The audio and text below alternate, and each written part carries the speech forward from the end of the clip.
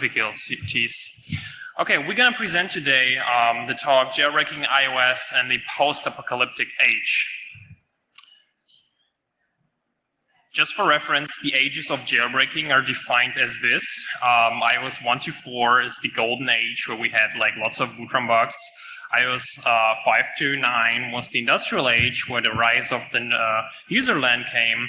And then starting from iOS 10, we have the post-apocalyptic age with lots of mitigation making our lives miserable. Jailbreaking, in a nutshell, consists of the following things. First, you somehow want to get a bug, you want to exploit the bug, you want to get an unstable kernel read, kernel write, and something like that. In this presentation, we already start with an existing exploit. We will skip over all the exploits and just do post-exploitation. So what you want to do is you want to have a stable kernel read and write. So we assume that the initial read-write we have is unstable. We want to make it available to other processes. We want to do privilege escalation. So usually we start with the sandbox process. So we want to escape the sandbox and become root. We want to bypass code signing enforcement, do system-wide code injection, because this is essentially what the tweaks are. And optionally, we also want to read-write to the root file system. So we will start here with getting a stable kernel read-write and making it persistent, because you would think it's trivial, but it's not anymore. So a bit of background. So the XNU kernel has this marksys call, like the mark is its own subsystem, and it has this called task for PID, which gives you a port task for an arbitrary process. And if you own that task port to that process, you essentially own the process, because there are APIs available for reading memory, writing memory, controlling threads. So the PID 0 on the system is the kernel itself, and if you get a task port to the kernel, you can use these APIs to read and write kernel memory, essentially. So for kernel read and write, prior to iOS 8 or iPhone 6, what you would do is you would patch the kernel. There's essentially check saying, if you call this API task for PID 0, it would say, hey, is it PID 0? Don't allow it. So you would just patch the check, and then you can call the API. It would give you a port to the kernel. You can use APIs to read and write kernel memory from user space. As easy as that. Starting from iOS 9 and the iPhone 5S hardware, Apple introduced kernel patch protection, also commonly called KPP, and that prevents from kernel being patched. So the kernel text and the const data segment is protected. So there is this KPP code which runs in EL3, which is at higher privilege level, and it repeatedly checks the kernel if it's modified, and if it detects the kernel being modified, it will panic. So we can no longer patch the kernel. But luckily, there has been a public KPP bypass dropped, and the kernel can be patched again, and it's like a fundamental issue, so we can try to work around, but it's like a fundamental thing, so it's going to be hard to fix.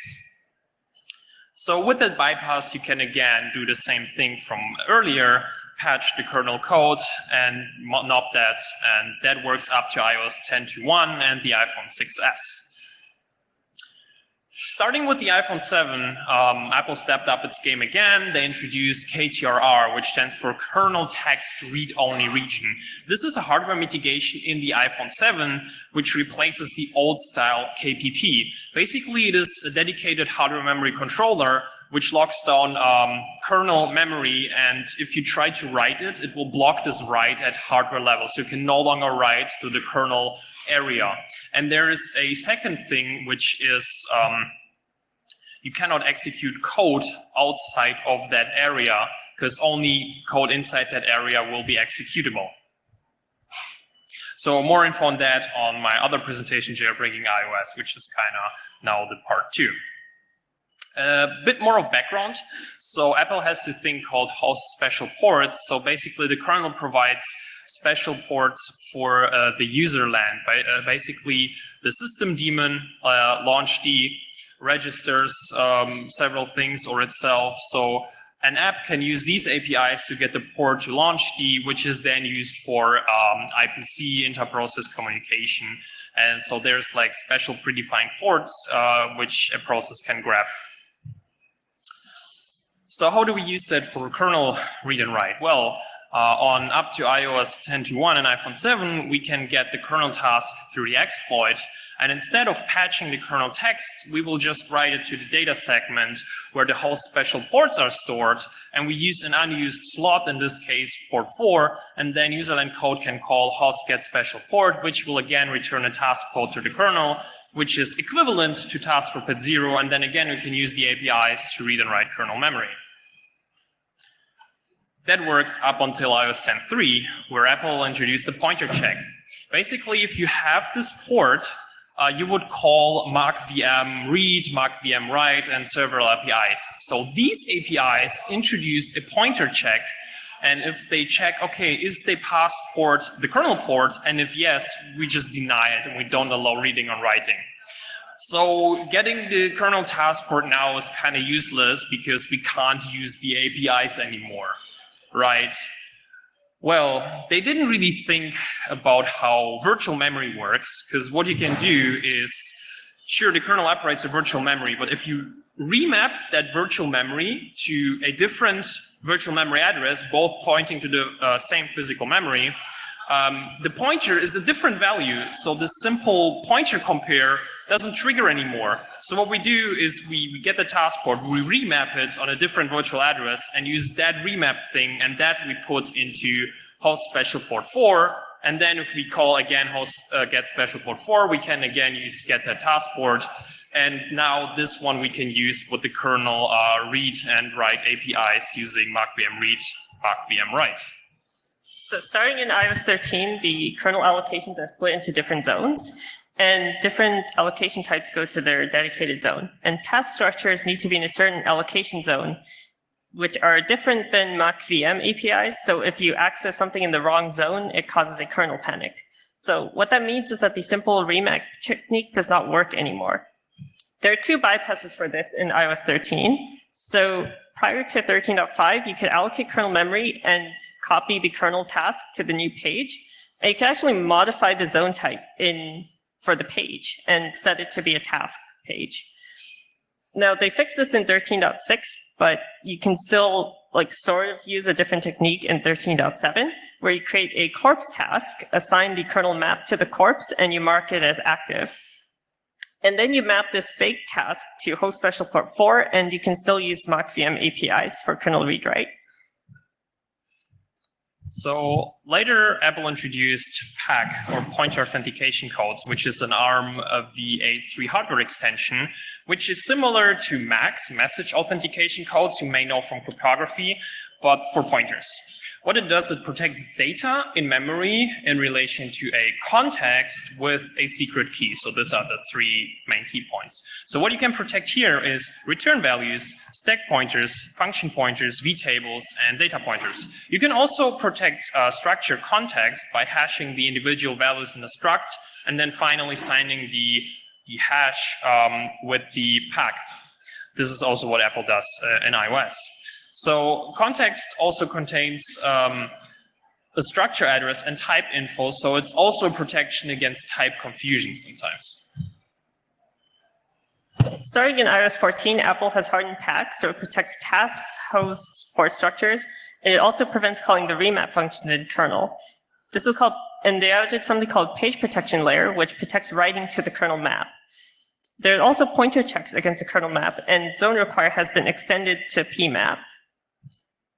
So how do we do kernel read-write in iOS 14 and up to 15.1.1 and potentially even further? So basically, I came up with this library, which I call kernel RW.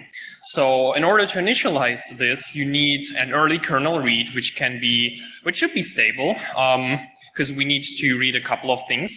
One 8-byte kernel write, which can be unstable because we just need one single write. And then we need to have an info leak of the current task structure. So basically what it does, it allocates two MAC ports, one I call read port and one I call write port, and an IO surface object with a surface.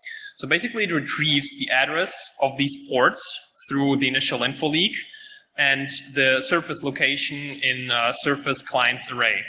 So what it then does, we use the write to replace the surface in the array with the address of read port IP context. And IP context is a field in the structure in kernel memory, which we can set from user space.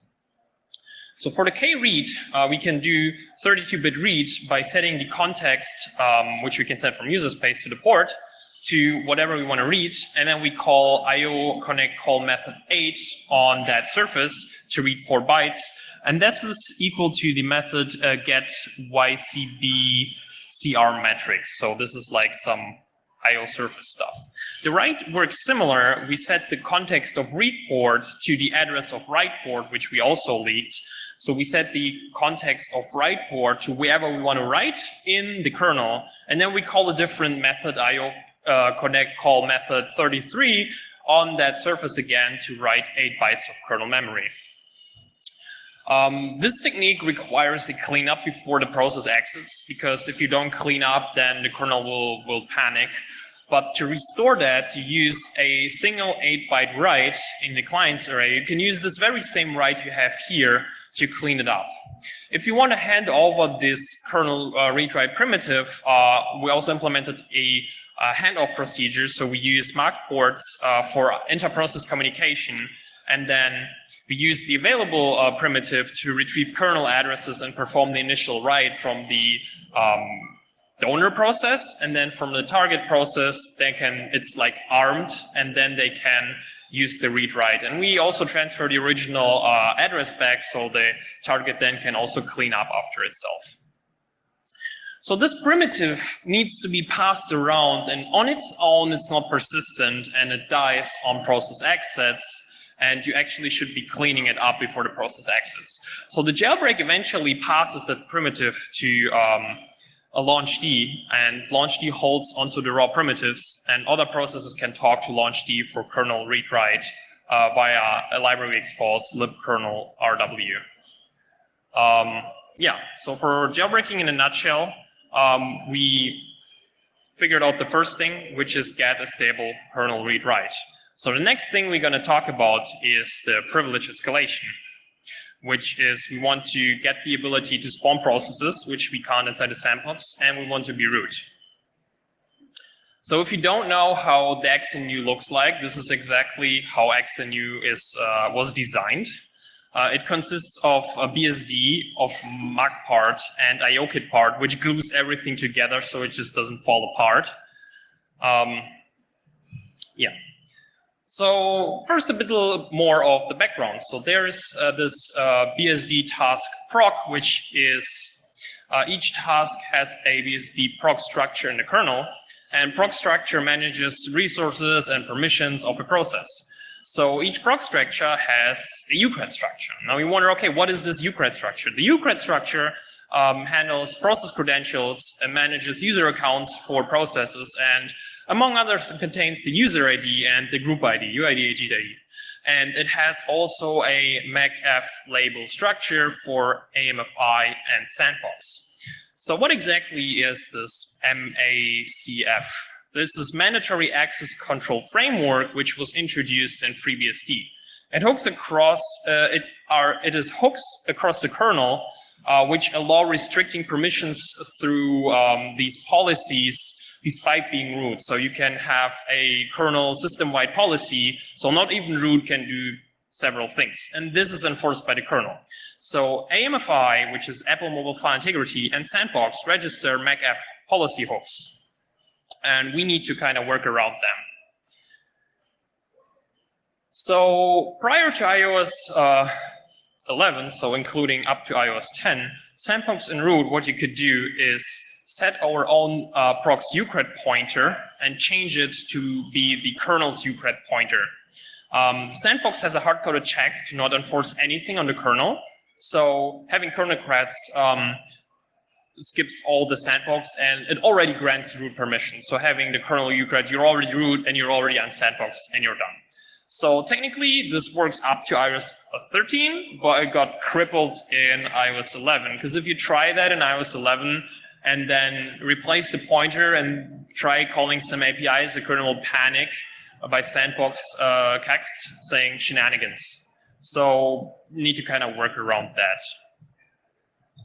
In iOS 13, they implemented some mitigations. However, we don't necessarily need the kernel ucred, and we can just copy the CR label to escape sandbox. We're now on sandbox, but we still are the mobile user. To get root, we can call setUID 0. However, it has a check if RUID, UID, or SVUID match. Patching the RUID would cause problems, even though it would immediately give us root, as ucreds could be reused, and this could elevate random processes on the system. However, we can patch SVUID to 0, and we can call setUID twice, first to update the UID, and the second time to update EUID. And now we're root. In iOS 14, however, they implemented data pack, which protects a bunch of pointers and struct members with pack. CR label is now protected with pack. However, this contains a L pointer array with pointers to various mockf policies. The amphi policy is array 0, and sandbox is the first policy. And iOS 14 does allow setting pack pointers to null. And setting this to null escapes sandbox similar to iOS 13. Now, in iOS 15, they implemented some more data pack. So they protected just this pointer against nulling. Trust me, we checked. Like, they only protected 2 pointers for this. And the upper bits of a null pointer now require a pack signature. So iOS 15 sandbox bypass, coming soon. We have it working. All right, that clears on the roadmap for the privilege escalation part, so we know how we can escape sandbox and how to become root. Next up is bypassing code signing enforcement, because otherwise we can only run Apple code sign code. We don't want that. So up until the iPhone 6s, we can simply patch the kernel. Even with the KPP bypass, in theory at least, we patch the kernel and we can make it treat every binary as being in trust cache, which is saying, hey, I am an Apple binary, I'm fine, I can run. There's minor differences in patching between before iOS 11 and later than iOS 12, but it's the same idea. On iPhone 7, however, a KTRR prevents kernel from being patched, and we need to figure out something else. So, yeah. So amphi contains trust caches, static and dynamic, and the static trust caches are for binaries built into iOS. These are shipped with the IPSW and are for stock binaries. Dynamic trust caches are used for Xcode debug, and they're for binaries that are required for debugging. Calling a kernel function allows loading new trust caches to mark a set of binaries as trusted. We use this on Electra and Chimera for iOS 11 and 12 for jailbreak bundled binaries. On iPhone XS and newer, this does require a pack bypass to call the functions, and it's only really usable for a limited number of trust caches, as we could run out of kernel memory. We have a theory for bypassing on iPhone 10 and lower, which is not tested yet, but it should work. So you can load a large dynamic trust cache with some placeholder hashes, and have a daemon like jailbreak to compute the hashes before each binary runs. If the hash is not in kernel memory, we can write it to the placeholder slots in the trust cache. Now, on the iPhone XS and up, we can apply a similar theory, as it has load and unload trust cache functions. So we first load a dynamic trust cache with jailbreak-based binaries, and before each binary runs, jailbreak can compute the hash. It loads a trust cache for the binary, and then it unloads a trust cache after it runs. And the code signature is now cached for future runs on the vnode. Now, this unload function might not exist on A11 or lower, but we've never really tested it because you can just write to the trust cache. Now, here's a bypass for iOS 11 and below. So amphi calls amphid in user space for binaries not in trust cache as long as they contain any signature. amphid calls MIS validate code signature and copy info. We could load the daylib into amphid to patch this function to 0 and compute a CD cache. This daylib can be loaded into trust cache, which you can write to kernel memory. amphid then returns that the binary is trusted, and the binary runs. This technique has been deployed in Mock Portal, TripleFetch, LibreIOS, and Electra. However, in iOS 12, they added this thing called core trust. And amphi calls core trust for binaries not in the trust cache before it even gets to amphid. So core trust requires a valid signature that chains all the way back to Apple. amphid doesn't even get called if the core trust validation fails. And MVD verifies certificate expiry and provisioning profiles. Now, on the iPhone XS and up, page protection layer was a mitigation that was introduced, which protects certain data segments and page maps. And only the PPL text section of the kernel can write to these protected regions. And it must call the trampoline functions to change the CPU state to enter PPL. It's kind of like a microkernel with syscalls in EL1. Both of them are in EL1, but it's like a separate CPU state. And PAC prevents the attacker from calling said functions. PMAP CS is another part of PPL, which holds the trust cache and validated code signature blobs. There are distinguished trust levels. So TL1 is for App Store binaries and sideloaded binaries. So anything allowed by MVD. TL2 and 3 are trust caches, so developer disk images and iOS built-in binaries. TL1 libraries cannot be loaded into higher trust binaries. So this kind of prevents third-party dial-ups from loading into MVD. Now there's a thing called the code signing vnode cache. So when AMFI gets called, it calls UBC CSBlob add, which tries loading a code signature for a binary. The kernel maintains a cache of CSBlobs for each vnode. So vnode is a representation of a file in the kernel. And the CSBlob is the kernel representation of a code signature. AMFI doesn't get called if a vnode already has a code signature attached. Now for iOS 12 and below, where we have KXX, jailbreak can get called before a binary runs. If the signature wasn't loaded, we write to its vnode cache, and we do this by replicating UBC CSBlob add.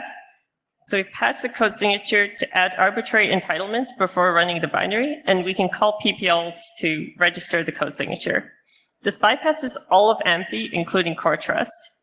And as for changing the code signature of system binaries, that changes its hash, which also demotes its trust level, so you can eject into it.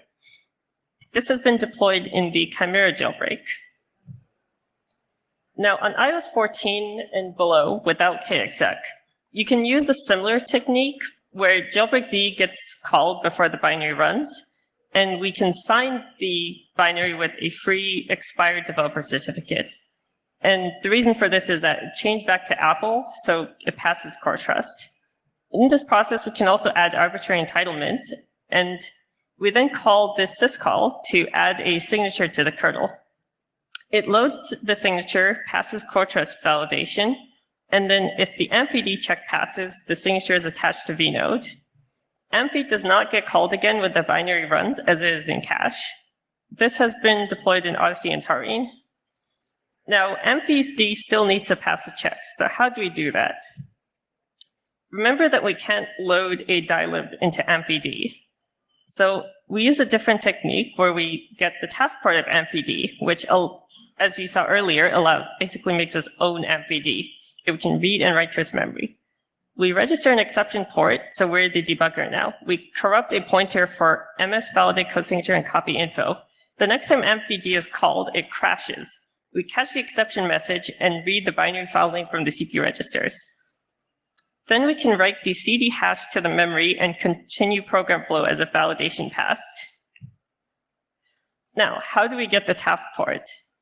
To get the task port, MV requires either the local process to have task port PID allow or the target process to have get task allow. Now, the ucred CR label contains the MV slot with entitlements. And on iOS 13 and below, we can steal the entitlements of an arbitrary process. For example, bin PS. In iOS 14, however, this label pointer is protected with PAC. However, this pointer is an OS dictionary, which is generated from the XML plist. Now, this is protected by PAC, but it contains keys and values which are not protected by PAC. And we can overwrite these keys and values in kernel memory to replace entitlements with ones we need from other processes. For example, we can still grab task per PID allow from bin PS, and we can still get the task port. However, we're still not done yet for iOS 14. So they added this thing called userland PAC. And in iOS 14, they changed the PAC keys to depend on the origin. For example, platform binaries have one set of keys, except for WebKit and iMessage Blastdoor, or it's based off the team ID for third-party binaries that you load. And when you launch the jailbreak app, it is not initially a platform binary, so the path keys don't match AmpVD. And we can't assign pointers to manipulate the process state, since the path key doesn't match. Now, Apple accidentally documented this for us. They put this on GitHub, and then they pulled it later. So as it says, the user space process keys are in the job field struct.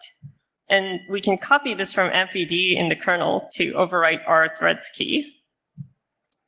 However, changing the path keys of a running thread will cause it to crash if it calls any other sysc functions. The GOT pointers are assigned with the A key. So we do control what runs on our thread, so we can craft a signing oracle in assembly that doesn't rely on libc. And there is a signing oracle. Now, it turns out there was a mock API that could have done this a lot simpler. This was kind of like, I was more preoccupied with whether I could. I didn't think if I should do this. But anyway, so now we can patch AmpVD up to iOS 14.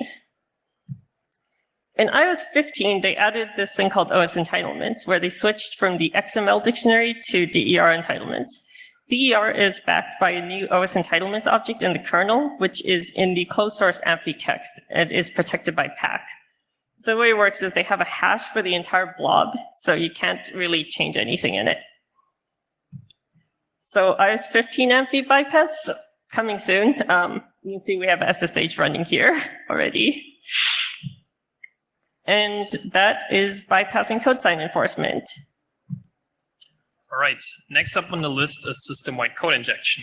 So why would you want system-wide code injection? Well, it allows users to install modifications, tweaks to the system, gives endless customization, plus custom icons, custom whatever. This is essentially what we jailbreak, right? So the requirements for system-wide code injection is to load custom code in the process on loading, must be able to modify text segment, loosen the sandbox restriction to load assets and tweak preferences. So again, on iPhone before iPhone 6s, we can easily patch the kernel. So we patch out the sandbox macf hooks to not have the sandbox apply anymore, and we patch checks in VM fold to not invalidate the code, the signed code pages. So the kernel still thinks the code page is assigned. How daemons get spawned on iOS? Well, launchd is the PID1. It is equivalent to initd or systemd on Unix systems. It calls POSIX spawn to execute daemons. And even if on the home screen on Springboard you tap on an app, Springboard doesn't actually launch them, but it talks to launchd, and launchd actually executes them similar to daemons. So for loading custom code, so DYLD is the dynamic linker on iOS and macOS, and there are environment variables like DYLD insert libraries, and if that is set, DYLD will load the libraries on launch. It does require the get task low entitlement on the binary that we're running, but we can have that have a kernel patch which just sets that for all the binaries. So we load the dial-up into launchd using the taskboard that we already have. We hook POSIX spawn and add an environment variable to all the newly spawned processes. And the DYLD in the new process loads the requested binary, so we have system-wide code injection complete for the iPhone 6s. Very simple with kernel patches. On iPhone 7, where we have kernel code execution, we have to apply a different technique. So first, we need to load a dial-up into launchd, which we can do with the trust cache.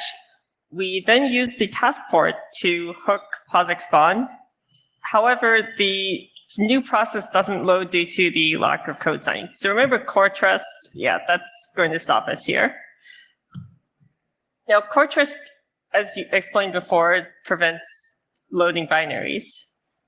However, our jailbreak D can load code signatures, so we just add a call to load the code signature before the binary runs. And DYLD in the new process then loads the requested library. Now what about the other processes? So other processes can call POSIX spawn, fork exec, system, etc. However, most of these just wrap around POSIX spawn or exec. Exec can be hooked and redirected to POSIX spawn with the setExec attribute. So this will make POSIX spawn behave a lot like exec. POSIX spawn can now be hooked similar to launchd with another dilib, and the injection is system-wide. However, code signing is still enforced, as so far all we've done is load custom code signatures. So we can't modify arbitrary process text, or can we? So debugging through Xcode does require modifying text to set breakpoints for LDB. This is guarded by getTaskAllow, but we already have the entitlement. So why does a process still crash? Because a process must be marked as debugged. So there's a csdebug flag in the kernel, and we can just write that to kernel memory, and it marks it. So dilib is now loaded into all processes that call jailbreakd on launch. Jailbreakd adds the csdebug flag in kernel, and the process can now patch text. However, we still have an issue with sandbox, so tweaks still need to be able to read certain directories from the app sandbox. Sandbox supports adding extensions via syscall if provided an appropriate token. This token can be generated outside of sandbox by calling sandbox extension issue file, which can be passed by an environment variable to our injected daemon from launchd. This dilib then calls sandbox extension consume with our token, and this then grants additional directories. This is a supported API in iOS and macOS. It's not a kernel vulnerability or anything. This is like a documented API. So we add these steps to our dilib, and now we have system-wide code injection all the way up to iPhone 7 and the iPhone 10. So what about the iPhone 10s and up without KXEC? So we try to load the dilib into launchd, but the dilib is not in trust cache. Oops.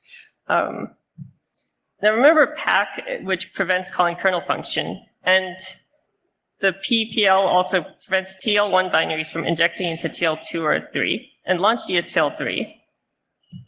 Remember how we patched ampd earlier, where we debug it? We pretty much do the same thing, but with POSIX spawn, and we load the code signatures. There's some pitfalls to this approach, however. Jailbreakd must be alive to debug launchd, and if jailbreakd crashes, that means launchd crashes. And if launchd crashes, that means the kernel panic. iOS also has this horrible habit of killing random non-launchd processes if the device is low on memory. So it's not as stable as loading a dilib into launchd. So can we load a dilib? We need to somehow demote launchD's trust level, but the trust level is behind PPL. So jailbreakd can demote the trust level of newly spawned binaries by modifying its signature, though we somehow need to respawn launchd. In iOS 9, Apple added this feature called user space reboots, which you can call on iOS 9 or on macOS by calling launchctl reboot user space. However, this can run automatically overnight if the iOS device is low on RAM. This essentially stops all daemons, launchd then re-execs itself, and the new launchd starts daemons again. So we can't inject dilibs into launchd as its trust level isn't demoted until a user space reboot. And we can't debug launchd as all daemons are dead during a user space reboot. Or can we? Now remember the code sign vnode cache, that as long as we have a code signature attached, it remains cached. So we cache the code signature of jailbreak binaries and launchd in the vnode by calling jailbreakd. We can then double fork and exec to spawn a second jailbreakd instance, which is detached from launchd or initd, so it's not a daemon. We can temporarily debug launchd to then get things kickstarted. We politely ask launchd to user space reboot, which kills ampd and the first jailbreakd instance. However, the second detached instance is still alive and debugging launchd, and our code signatures are in the cache. So launchd then execs itself, and the detached jailbreakd can inject the environment variable into the new launchd. And the new launchd is now demoted with our dilib loaded. And the second instance can now exit. So now that launchd is demoted by user space reboot, we can load a dilib. However, jailbreakd is not running yet. That's an easy fix, however. We just have the dilib tell launchd to restart ampd, ampd debilitate, and jailbreakd. So code signing is killed again. So as for modifying text in arbitrary process, we can reuse the same method from before, where we add csdebug to the kernel. As you can see, there's no difference from earlier. To loosen sandbox restrictions, we essentially do the same thing as earlier. However, there's an elephant in the room coming up next slide. So this only works up to iOS 13 so far, as we forgot about kernel read-write. As this primitive dies on process exit, and we just restarted launchd, and we didn't pass it to launchd yet. So the way we get around this is the jailbreak passes kernel read-write to the detached jailbreakd instance on the double fork exec. And when the new launchd starts, the detached jailbreakd passes kernel read-write to launchd, essentially like a hot potato. And this demoted launchd can still user space reboot. So how do we persist kernel read-write? So after the first user space reboot, launchd holds on to kernel read-write. Env debilitate and jailbreakd in daemon form can talk to launchd to do kernel read-write. Launchd can call POSIX on the next user space reboot with the exec attribute. On this hook, we can spawn a new temporarily detached jailbreakd again before launchd execs itself, and kernel read-write can then be passed to the new launchd once it's relaunched. Okay, I think we can talk about this. Yeah. So basically that sums up the jailbreak in a nutshell. So we have optionally remount or read and write to the root file system. But I think we're out of time, or do we have a couple, like 5 to 10 minutes? It's okay? Okay, so I guess we have some bonus slides. Well, so read or write to the root file system before iOS 14. So iOS ships with a read-only root file system. Prior to iOS 7, you could simply remount it in read and write, and that's it, be done with it. But starting with iOS 7 and macOS 10.15 and higher, they use a read-only root system, and that is also enforced in the kernel. Jailbreak used to provide a read-write root file system for users and tweaks and files to place on. So how do we deal with that with up to iOS 11.2? Well, with the iPhone 6s, this is where we still can patch the kernel. So if we patch the kernel, we just patch the mount function, and then we still allow it to remount as read-write. For new devices, we can no longer patch the kernel. What we can do is, so basically mount has a check to prevent remounting the root file system. So if the thing that we mount has this flag rootfs, or MNT rootfs flag in the kernel, it says, okay, no, you cannot remount. What we can do in the data structure of that node, we can unset the flag, call mount on it, and then just reset the flag back into the kernel. And then at the time when we call mount, it's not actually the root file system, so we bypass that check. In iOS 11.3, they added APFS snapshots, where the root file system is now mounted from a snapshot. Under the hood, snapshots are used in time machine backups, and they're inherently unmodifiable. We need to mount the live file system, however, not the snapshot. Up to the iPhone 7 on iOS 11, we find the vnode for the raw disk. We then follow the pointers, like root vnode mount, and then the vnode pointer, and we unset the flag that specifies that it's in use or mounted already.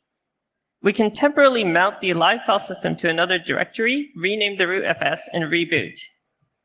On the subsequent reboot, the live file system then gets mounted as read-only. Now that the live file system is mounted, we can reapply the same technique from earlier where we unset the rootfs flag. In iOS 12, however, they set a flag on the snapshot in kernel memory, so we can't just rename it anymore. Or can we? So remember how we mounted the livefs to another directory? We get the vnode of the temporary directory, and the snapshot vnode is on the cached vnode list for the new mount. This flag lives on the vnode's vdata, which is the file system specific data.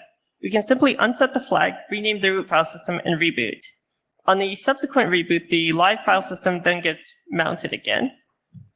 So this technique works up to iOS 14. However, in iOS 15, they added a sealed snapshot, where the APFS file snapshot is sealed, and like it was in Big Sur. iOS 15 ensures that the live FS is never mounted, so we can rename the snapshot, but the device will boot loop. Unfortunately, the jailbreak app runs a little too late to deal with this, so we might have to live without the read-write real file system. However, we can simply place our files elsewhere, such as the data volume. And that's our bonus slides. So at this point, congrats, you're now jailbroken. You can untar your bootstrap with useful binaries. On iOS 14 and lower, this can go to the root file system. On iOS 15, this can go somewhere else. And you can call launch services to spawn an SSH server or to register a new app, and your device is now jailbroken. Do this.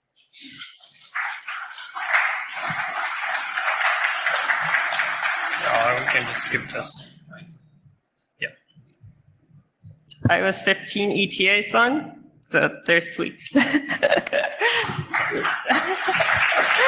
Hello. So do we have any questions? Where to start? Oh, let's leave that slide. Yeah.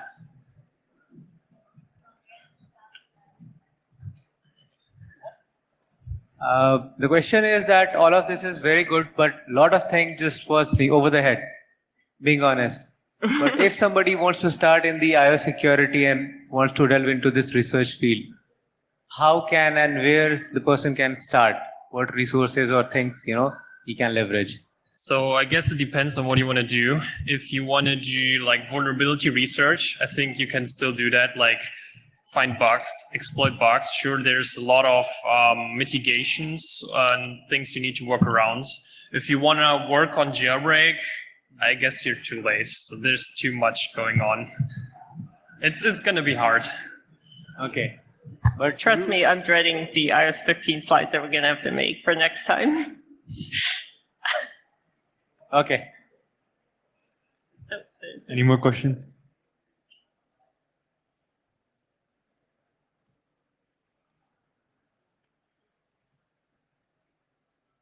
Thanks for the talk. I see that at previous slide you wanted to say something about future. Could you elaborate on that? It is current. So what do you think about the future of jailbreaks? Will they be possible, or one day it will stop because of mitigations? It's hard to say. Like, it gets harder and harder, and as you see, all the things that we can patch the kernel and be done with it. And now we actually need to play by the rules and work around over every single mitigation. And there's just more and more coming. Of course, it will be easy to say, sure, we can always find a way around, or at some point it's going to stop. But the truth is, you never know, right? Maybe somebody comes up with a really clever mitigation, but then somebody finds a bypass or doesn't. You don't really know. And you, for the jailbreak, as I understand, you always need arbitrary read-write, so like data-only attack right now to be able to bypass all the mitigations and change the image, right?